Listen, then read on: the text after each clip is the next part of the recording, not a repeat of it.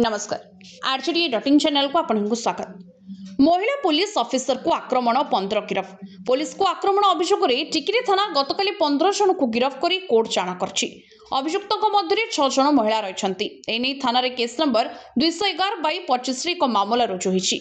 गत डिसेम्बर 8 तारिख दिन कालियापड़ा काड़सल घाट में एक ट्रेलर धक्कार जड़े बाइक चालकों मृत्यु होता। यह उत्त्यक्त लोके तुमुल कांड घटाई। घटनास्थल में पहुंचुवा टिकिरी थानार महिला पुलिस अधिकारी को आक्रमण करते। एक घटना में पुलिस एक मामला रुजु कर तदंत चलाइला। गतकाली एसडीपीओ गौरव साहू नेतृत्व में टिकिरी आईएससी विश्व बंदिनीबाग, काशीपुर आईएससी देवोत्तर मल्लिक, दोरागुड़ा आईएससी किरण बाला सामल, अंजर कांच आईएससी बिंदुलता नायक समस्त थानार कर्मचारी और 4 प्लाटून पुलिस अभियुक्त मानू गिरफ करथिले।